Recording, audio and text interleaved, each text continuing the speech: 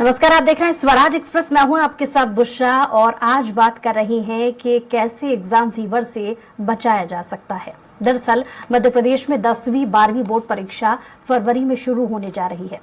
12वीं की बोर्ड परीक्षा 6 फरवरी से शुरू होगी, तो वहीं 10वीं की परीक्षा 5 फरवरी से शुरू होगी, जिसमें दोनों कक्षाओं की परीक्षा का आयोजन 137 केंद्रों में किया गया है। इस परीक्षा में इस बार 10वीं कक्षा के करीब 9,415 और 12वीं में 39,151 परीक्षार्थी शामिल होंगे,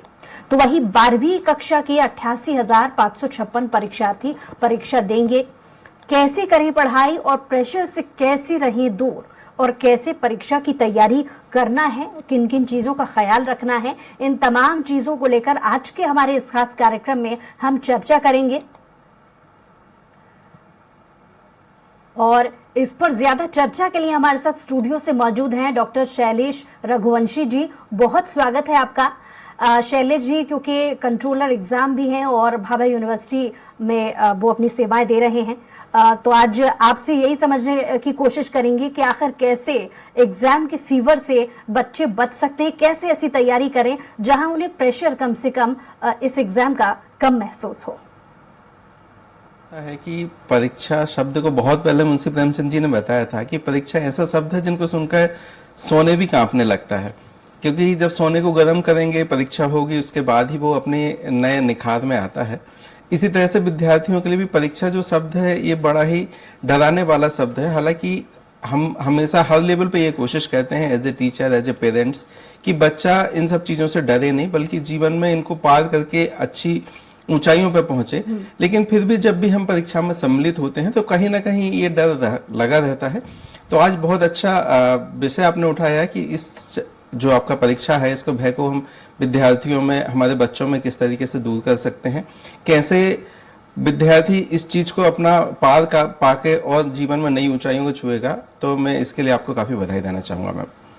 जो बच्चे पढ़ रहे हैं ये क्योंकि कल का भविष्य है, कल के लिए जब भविष्य तैयार करेंगे तो इनका ख्याल न सिर्फ सोसाइटी को रखना होता है, अभिभावकों को भी रखना होता है, दोस्तों को भी रखना होता है और शिक्षकों को भी रखना होता है। तो ऐसा आप क्या उदाहरण देना चाहेंगे, क्या ऐसी टिप्स हमारे दर्शकों को और जो बच्चे इस वक्त एग्जाम की प्रिपरेशन कर रहे हैं, जो हमें देख रहे हैं, उन्हें ऐसी कौन कौन सी टिप्स आप देना चाहेंगे जिससे कहीं ना कहीं एक जो सोसाइटी का रोल होता है वो भी बखूबी किस तरीके से अदा किया जा सकता है ताकि बच्चे ठीक तरीके से प्रिपरेशन करें एग्जाम की?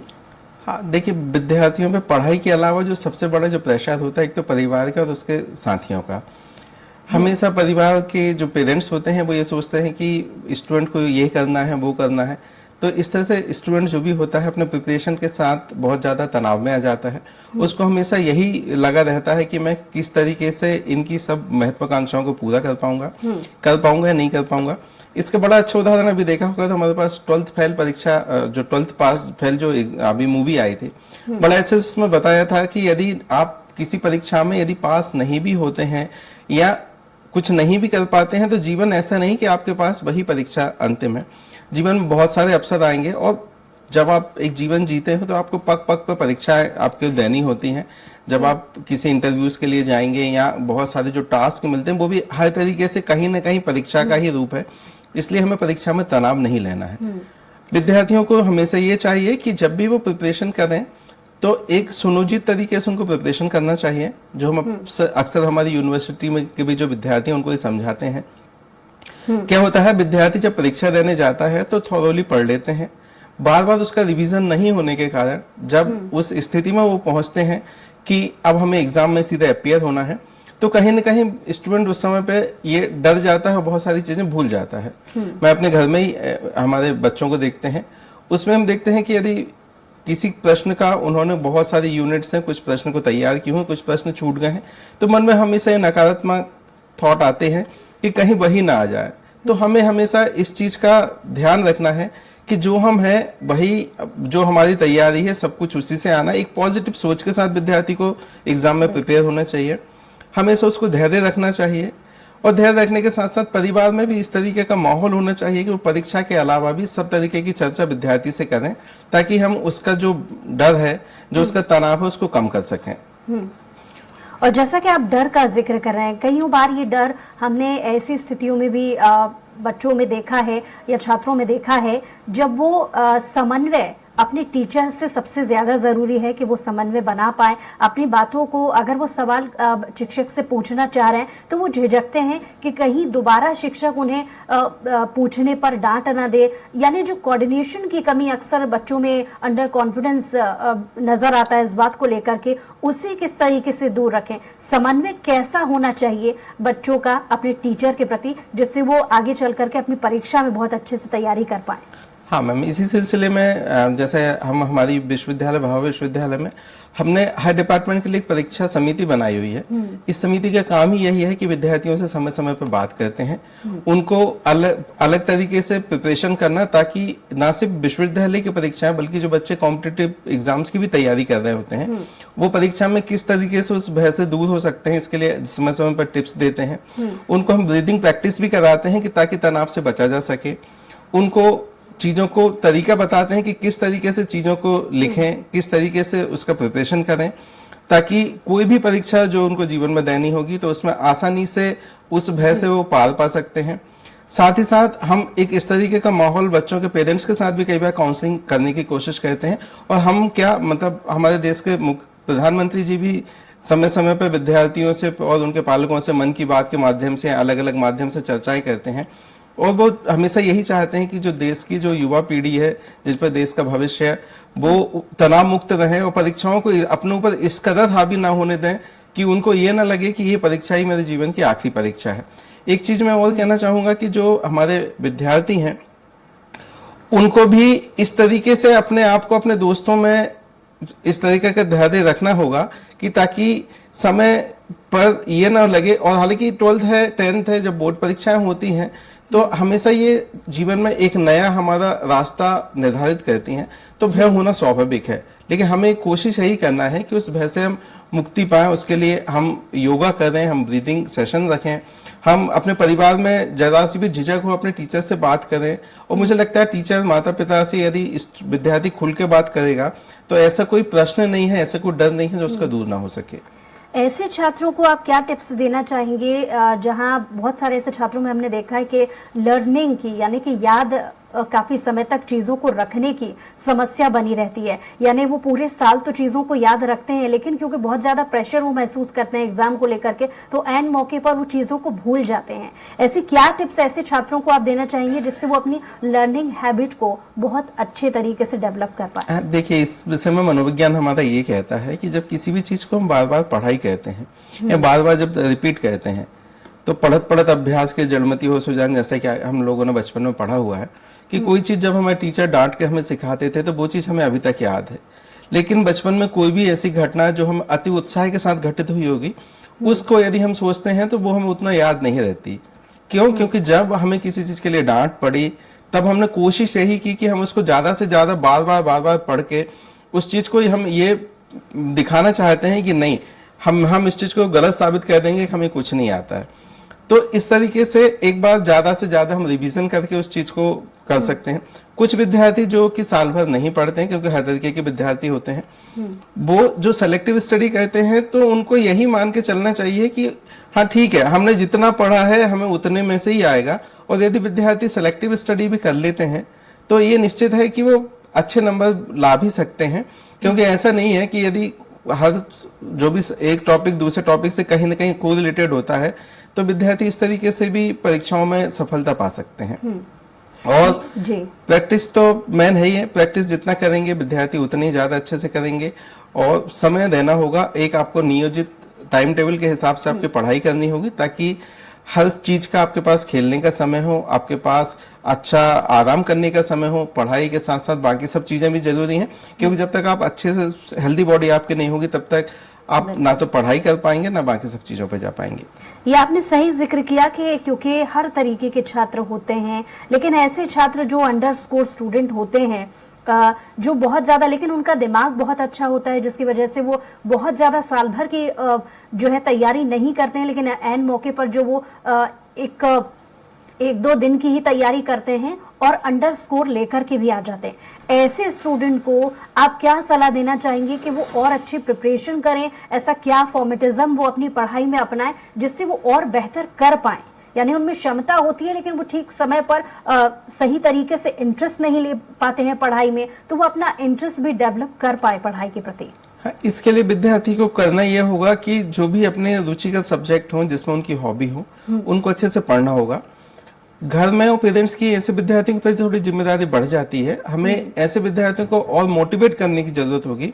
क्योंकि एक विद्यार्थी जो थोड़ा एवरेज है वो साल भर मेहनत करके अच्छे नंबर ला सकता है। तो यदि ऐसे विद्यार्थी जिनको ईश्वर ने विलक्षण बुद्धि दी है और यदि वो सिर्फ उसको अपना इस्तेमाल सिर्फ उसी समय करते हैं जब परीक्षाएं होती हैं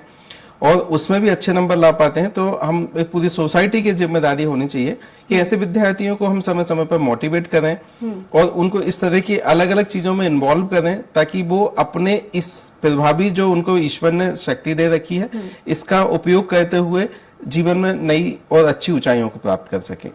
जी, और क्योंकि 10वीं और 12वीं की इसी महीने परीक्षा होने वाली है और इसीलिए हम परीक्षा किस तरीके से की जानी चाहिए, इसकी तैयारी कैसे की जानी चाहिए, इसको लेकर के बात कर रहे हैं। सवाल अक्सर स्टूडेंट के बीच में ये भी आता रहता है कि साल भर वो प्रिपरेशन करते हैं, अगर वो ठीक तरीके से संतुलित तौर पर अपनी परीक्षा की पहले से ही तैयारी करें ताकि एन मौके पर परीक्षा से 1-2 दिन पहले उन्हें प्रेशर महसूस ना हो, तो अपना दिन हर रोज का जो लाइफस्टाइल है, हर रोज की पढ़ाई का जो स्केड्यूलिंग है, वो किस तरीके से उन्हें करनी चाहिए, इसको लेकर के आप टिप्स क्या देंगे? इसके लिए विद्यार्थी को अपना जो दिनचर्या है उसको एक नियमित अंतराल के समय में बांट के रखना होगा। जैसे अब जब भी हम मैनेजमेंट के जो भी अच्छे विचारक हैं उनके बारे में सुनते हैं तो बताते हैं कि घर को जो भी आपका 24 घंटे का समय उसको 8 घंटे में हमें डिवाइड करना होगा कि हम 8 घंटे पढ़ाई करें, 8 घंटे आराम करें और 8 घंटे दूसरे जो काम है उसको करें। क्योंकि सिर्फ 24 घंटे हम कोई भी विद्यार्थी पढ़ नहीं सकता है। हालांकि जब परीक्षाएं आती हैं तो माँ बाप एक विद्यार्थी को ज्यादा से ज्यादा प्रेसाइज करते हैं कि वो ज्यादा से ज्यादा समय पढ़ाई करें, लेकिन कहीं ना कहीं यही सब चीजें हैं जो कि विद्यार्थी में, बच्चे में एक तनाव पैदा कर देती हैं। उन्हें हर समय जब भी हम बात करते हैं तो पढ़ाई की ही बात करते हैं। हमें कोशिश यही करना है कि जब भी हम उनसे बात करें तो ऐसी बात करें जो कि पढ़ाई से हटके हों। हमें उनको समय समय पर मोटिवेट भी करने की जरूरत होगी। उनको ऐसा समझाना होगा कि आपने जो किया है, जो साल भर किया है, वही आपको करना है, बल्कि हमें उसको कोशिश यही इग्नोरेंस करनी है कि उसको कंपेयर हमें किसी दूसरे विद्यार्थी से नहीं करना है कि वो देखो वो साल भर पढ़ता था, उसने ऐसे कर लिया, वैसे कर लिया। क्योंकि हर विद्यार्थी की अपनी अपनी कैपेबिलिटी है और माँ बाप को और शिक्षक को इस कैपेबिलिटी को जानते हुए ही विद्यार्थी को थोड़ा सा करना होगा। और कोई भी देखिए, सभी के पास 24 घंटे का ही समय है। यदि विद्यार्थी खुद से अपना टाइम टेबल बनाए कि हमें इतना पढ़ना हो, अपना खुद का एक टाइम टेबल बना लें अपने स्टडी के हिसाब से कि मुझे ये सब्जेक्ट में इतना यूनिट कवर करना है, अपना टारगेट लेके चलेंगे तो निश्चित ही सफलता प्राप्त करेंगे। जी, डॉक्टर शैलेंद्र, कुछ देर पहले आपने सोशल बिहेवियर को लेकर के भी जरूरी जो है टिप्स हमारे दर्शकों को दी थी। मैं चाहूंगी कि जो छात्र हमें देख रहे हैं इस कार्यक्रम को, उन्हें आप ये भी सही गाइडेंस दीजिए कि किस तरीके से सोशल बिहेवियर भी बहुत मायने रखता है, क्योंकि अक्सर देखा जाता है प्रतिस्पर्धा के चक्कर में अपने ही जो तैयारी है उससे जो छात्र हैं वो भूल जाते हैं, सिर्फ इसलिए कि उनका जो दोस्त है वो और अच्छी तरीके से तैयारी कर रहा है या वो किस पैटर्न पर अपनी तैयारी कर रहा है उसे वो फॉलो करने लग जाते हैं, जबकि उनके पहले से तैयारी एक अलग रूट को लेकर के होती है और अचानक से इस बदलाव की वजह से वो अपना जो परफॉर्मेंस है, जो एग्जाम के दिन की परफॉर्मेंस है, उसे वो बिगाड़ लेते हैं। हाँ, देखिए, हमेशा जीवन में आप हो, हम हो, सभी हम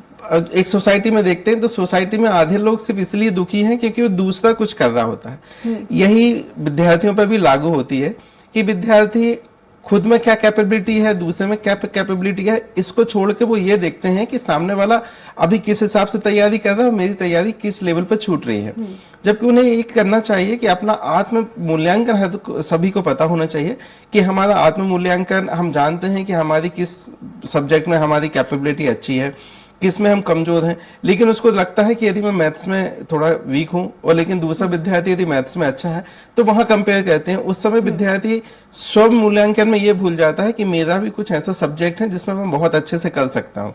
लेकिन हमेशा एक हमारी सोसाइटी में कहीं ना कहीं ये कमी है कि यहाँ एक मानव व्यवहार में एक कमी है कि जो अपनी कमियां हैं मनुष्य उसको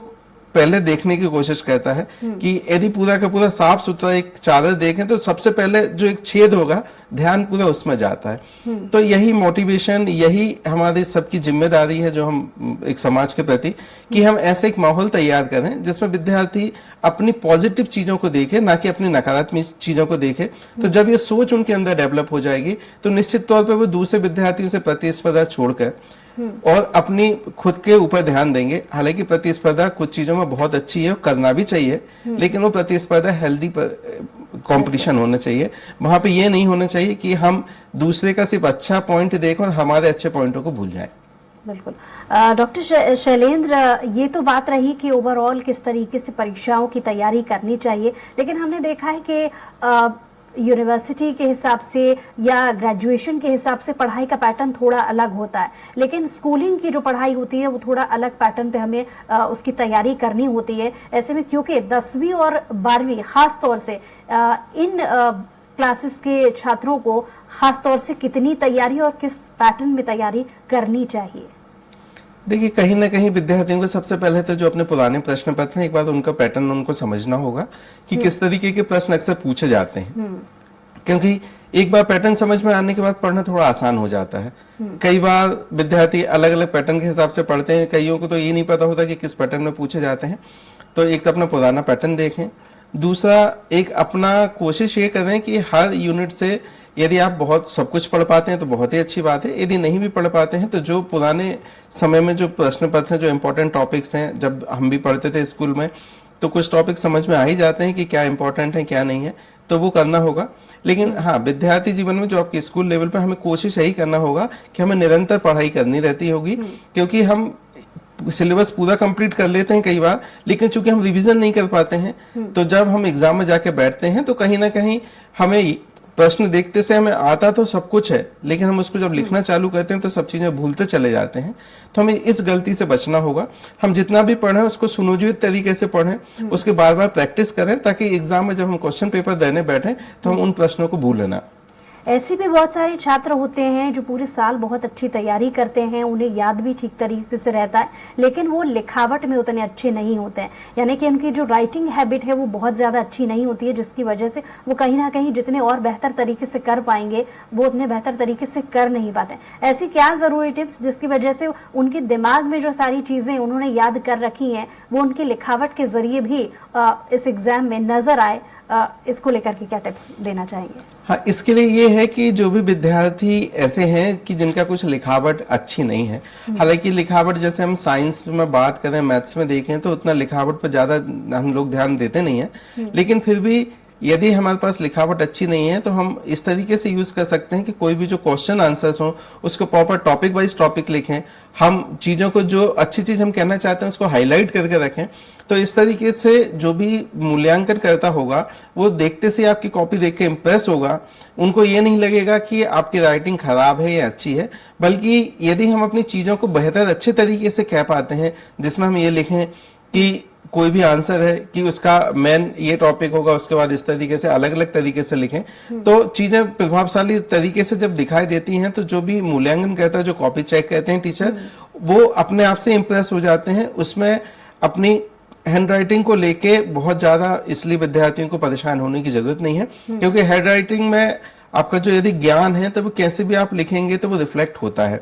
तो आपको सिर्फ और सिर्फ ध्यान नहीं रखना है कि आपको ज्यादा से ज्यादा आप रिवीजन कर सकें, और जो भी है उसको अपने कॉन्फिडेंस अपना लूज नहीं करना है परीक्षा के दौरान। यदि आप कॉन्फिडेंट हैं तो कोई प्रश्न ऐसा भी होगा कि जो रिलेटेड आपने पढ़ा होगा वैसा आ जाता है, तो वो भी आप बेहतर तरीके से लिख सकते हैं। तो राइटिंग मायने रखता है, लेकिन यदि राइटिंग नहीं है तो उसको आप प्रभावशाली तरीके से लिखते हैं तो आपको उतना ही अच्छी तरीके से उसमें अंकों का अर्जन आप कर सकते हैं।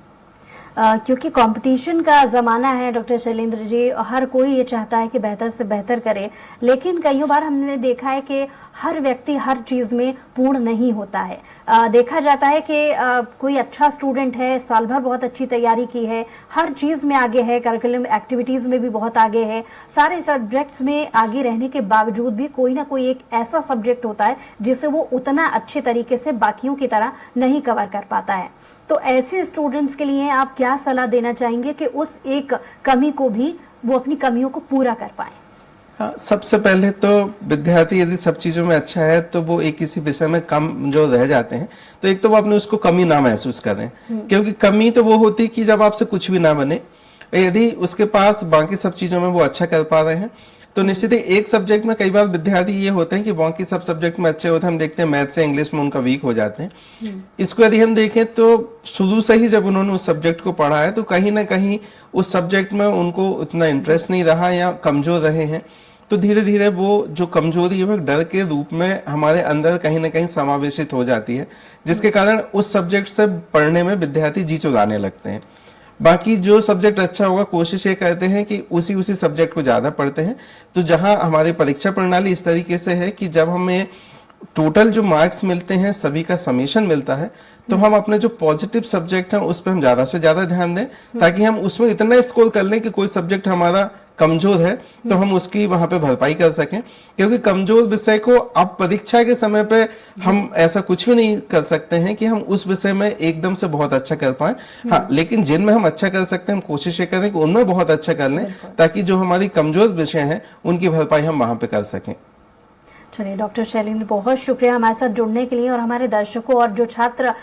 इस वक्त 10वीं और 12वीं की परीक्षा की तैयारी कर रहे हैं उन्हें तमाम ज़रूरी टिप्स देने के लिए बहुत शुक्रिया एक बार फिर से आपका। तो परीक्षा में चर्चा में आज हमने ये जाना कि किस तरीके से एग्जाम के फोबिया को कम किया जा सकता है। ऐसे ही कुछ और नए विषयों के साथ में हम फिर से हाजिर होंगे। बहरहाल आज की हमारी खास पेशकश में इतना ही। कुछ और खबरों के लिए देखते रहिए स्वराज एक्सप्रेस।